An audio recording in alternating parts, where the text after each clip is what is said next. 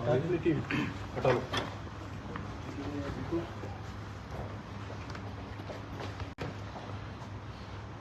आप डिलीट कर दीजिए, उसके बाद कर ओडी गाड़ी में। सर आम लोगों से भी ऐसी ठगी से बचने के लिए क्या आप करना है? देखिए, आम लोगों से मैं यही अपील करूंगा कि कॉमन सेंस का प्रयोग करें। कोई भी व्यक्ति गोल्ड का रेट देखकर गोल्ड ले सकता है। अगर गोल्ड का रेट 1.5 लाख रुपए है तो उसको 50,000 में अगर आपको दिया जा रहा है तो या तो वो चोरी का होगा या वो सोना ही नहीं होगा। ये समझ हमें सभी को होनी चाहिए।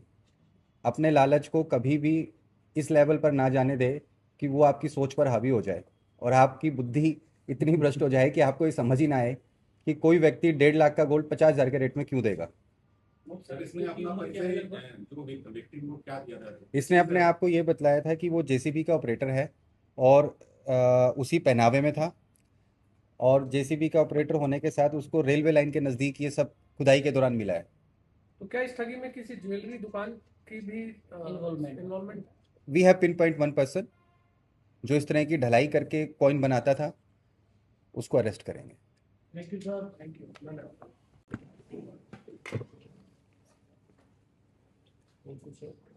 आगे भाई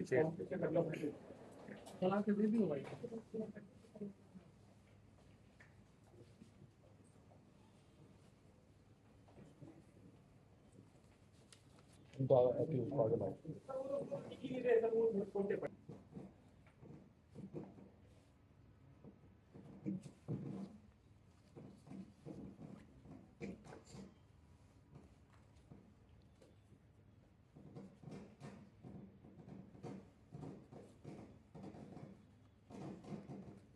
माइक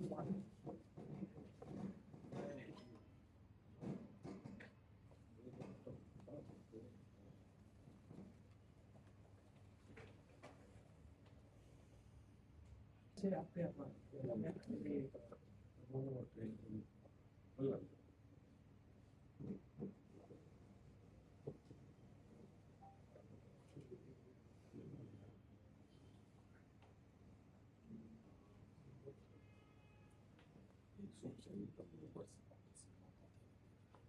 ठीक है, ठीक है, हो गया।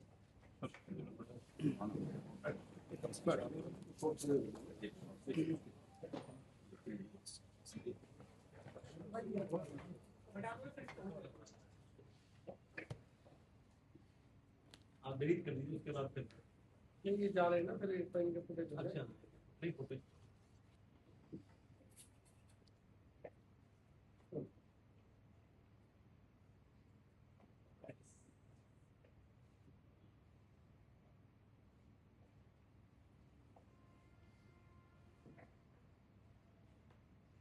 हुई। देखिए, 13 फैब को फर्स्ट टाइम पर जो कंप्लेनेंट है, जो इस केस के मास्टरमाइंड है, एक्यूज प्रभु सोलंकी, उससे मिला।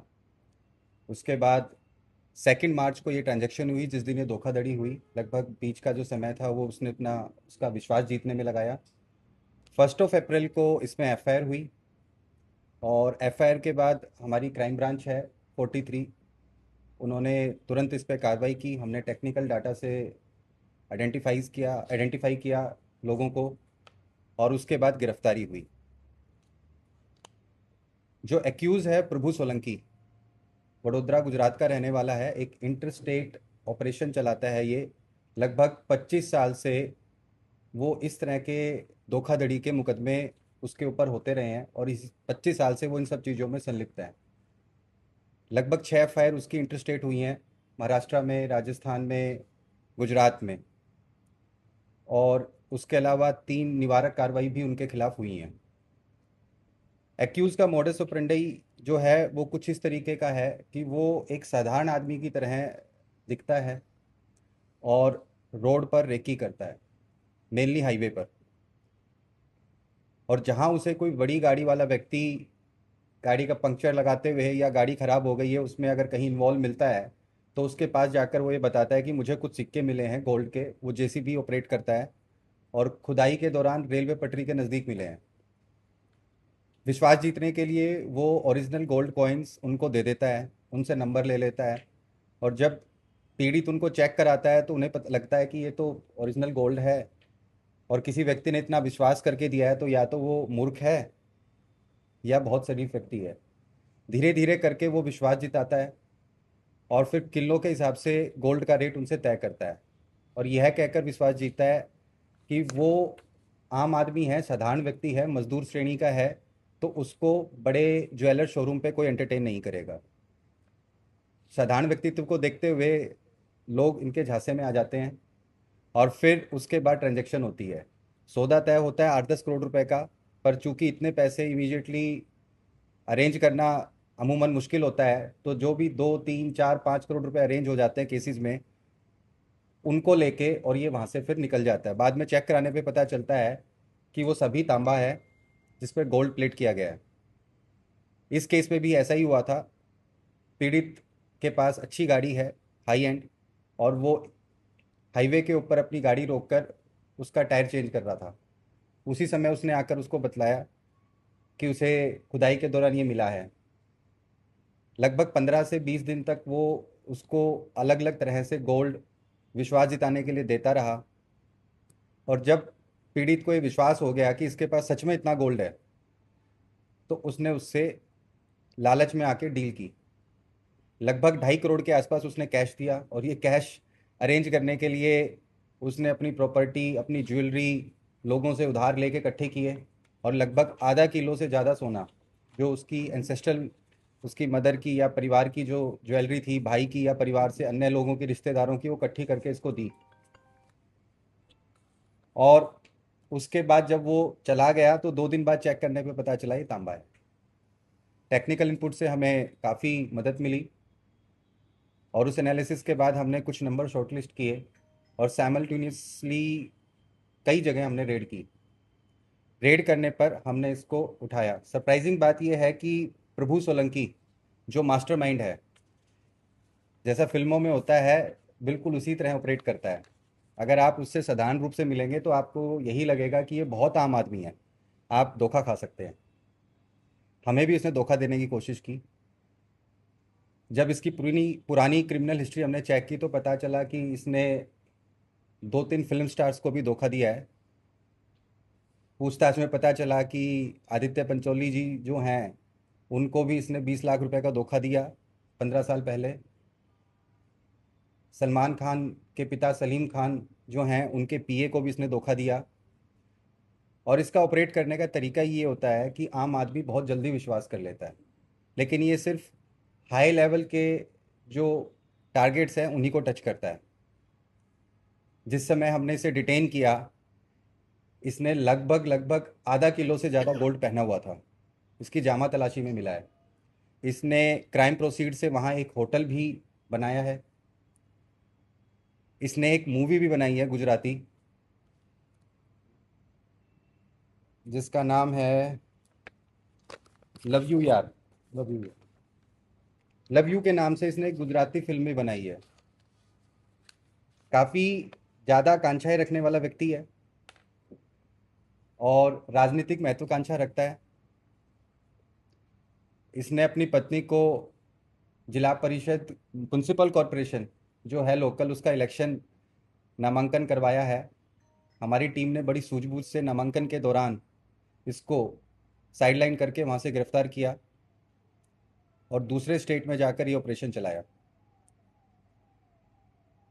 इस व्यक्ति ने पीछे भी बहुत सारे अपराध किए हैं जिसकी लिस्ट मैंने आपको दे दी है, और जो क्राइम प्रोसीड की है उसके बारे में जो रिकवरी इससे हुई है उसका ये कोई ऐसा डॉक्यूमेंट हमें पेश नहीं कर पाया कि ये इतना सारा गोल्ड पहनकर क्यों रखता था। उसका कोई फैक्चुअल एविडेंस, कोई डॉक्यूमेंट ये पेश नहीं कर पाया खरीद का। तो इस संबंध में हम आईटी डिपार्टमेंट को भी चिट्ठी लिखेंगे ताकि वो अपने स्तर पर इसकी जांच अगर करना चाहें तो कर लें। इस मुकदमे में अब तक हम 4 लोगों को गिरफ्तार कर चुके हैं।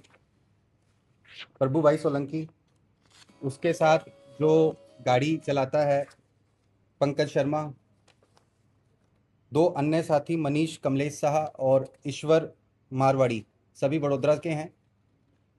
इनको गिरफ्तार कर लिया है। जहाँ से इस तरह के सिक्के बनाए जाते हैं उस व्यक्ति को पहचान लिया गया है। उसके लिए कंटिन्यूसली हमारी रेड जारी हैं। उसको भी तुरंत गिरफ्तार करेंगे। इसके अलावा 2 महिलाएं और हैं जो इसमें सम्मिलित थी, उनकी भी पहचान कर ली गई है और सभी आरोपी अभी पुलिस रिमांड पे हैं। रिमांड के दौरान आगे पूछताछ करके रिकवरी हम कर चुके हैं और अच्छी बात यह है कि हमने विक्टिम की 100% रिकवरी की है। एक सिंगल पैसा, एक सिंगल ग्राम गोल्ड उसका नहीं बचा। हमने पूरी 100% रिकवरी की है, तो पीड़ित को पूरा न्याय मिला है। और जिस तरीके की हमारी कार्रवाई है, मुझे विश्वास है कि अब इस आरोपी का अंत होगा। इसकी आपराधिक जो आकांक्षाएं थी वो ख़त्म होगी और हम पूरी कोशिश करेंगे कि जो इसने अपराध की दुनिया में पैसा कमाया है उस पर जो हमारी कार्रवाई है उसके बाद आगे लगाम लगेगी। Thank you. सर विक्टिम के बारे में कुछ, विक्टिम क्या करते हैं, कहाँ से? देखिए, आई थिंक मुकदमे में हमें आरोपी के बारे में ज़्यादा बात करना चाहिए। विक्टिम की प्रोफाइल जो है उसके बारे में ज़्यादा चर्चा नहीं की जाती है। कुल मिलाकर कितना पैसा ठगा गया और कितना पैसा बरामद किया गया? लगभग 2.5 करोड़ रुपए के आसपास थे, 2 करोड़ 49 लाख समथिंग। पूरा 100% मनी हमने रिकवर कर लिया है। 500 ग्राम के आसपास गोल्ड था, वो भी हमने 100% रिकवर कर लिया। रिकवरी 100% है। किन एरियो में सर ये ज्यादा निशाना इसका रहता था? शिकार कहाँ ज्यादा करते थे? अभी तक ये गुजरात, महाराष्ट्र और राजस्थान में ऑपरेट किया है इसने। सर एक और बात जो क्लियर पूछना चाह रहा हूँ मैं कि ये जो फर्स्ट टाइम जिससे मिलता था, पीड़ित से किसी से मिलता था, तो वो ओरिजिनल गोल्ड दिखाता था उसको पहले शुरू में, जो वो चेक कराने के लिए जाता था, राइट? उसके बाद जब वो डील कर लेता था उसके बाद वो नकली सोना देता था। देखिए, अपराधी बड़ा शातिर है। एक बार उसने सिक्का दिया, दूसरी बार 2 सिक्के दिए, उसके बाद 4-5 दिए, उसके बाद फिर उसने 6-7 सिक्के दिए और उसके बाद उसने पूरा बैग दिखाया और बैग दिखाकर उसने कहा कि जी मैं आपके सामने निकाल देता हूँ। तो उसने अपनी मुट्ठी में कुछ गोल्ड के कॉइन लिए, पूरा बैग हिलाया और उसमें से वही कॉइन निकाल के दे दिए, जिससे पीड़ित को ये लगने लगा, शिकायतकर्ता को, कि ये तो पूरा बैग ही गोल्ड का है। तो शातिर अपराधी है, शुरू से ऐसे ही ऑपरेट करता है, इसीलिए उसने विश्वास जीता।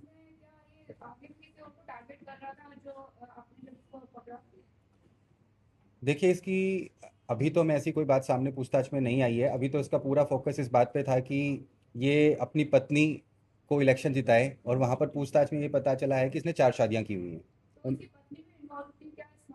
अभी वो रिमांड के दौरान पूछताछ कर रहे हैं। इसकी एजुकेशन क्या है? चौथी पास। ये आई थिंक 4th पास है। सर आपके नजदीक का जिला है नूह जिला।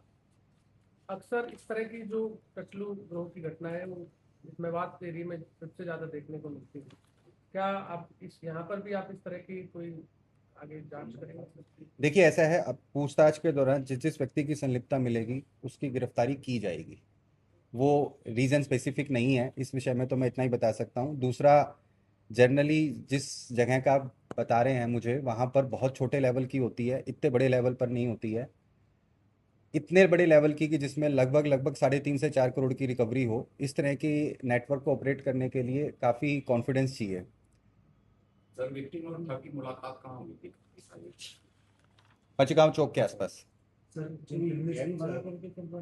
हाँ जी, गैंग बना करके देखिए, ये मास्टरमाइंड है, बाकी सभी लोग इसके साइड किक्स हैं, मतलब इसको सपोर्ट करते हैं। कोई ड्राइवर है, 2 लोग इसके साथ रहते हैं, 2 महिलाएं हैं। उसके अलावा ये गोल्ड कॉइन जिससे बनवाता है तांबे के, फिर गोल्ड प्लेटेड करवाता है। तो मैं यही कहूँगा कि बाकी लोग इसकी सपोर्ट तो करते हैं, तो गैंग मेंबर्स तो अपने आप ही हो गए हैं। तो पीड़ित का प्रोफाइल तो कुछ बता देना चाहिए, नाम ना हो लेकिन प्रोफाइल क्या करता था, प्रॉपर्टी डीलर था। एक सेकंड। हाँ जी, आरोपी उसने ठगा है, क्या उन्होंने भी कोई मामला है? हमारी समझ के हिसाब से उन्होंने मामला दर्ज नहीं करवाया।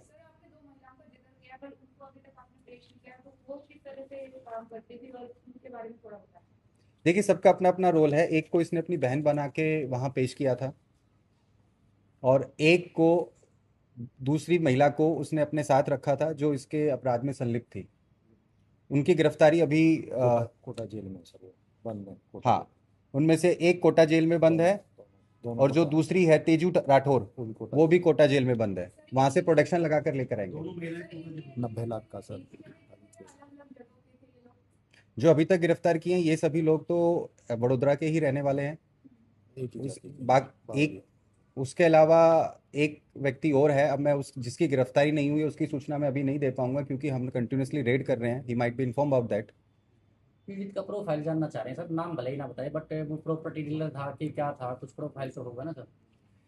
जो इम्पोर्ट एक्सपोर्ट जो पीड़ित है वो इंपोर्ट एक्सपोर्ट का काम करता है।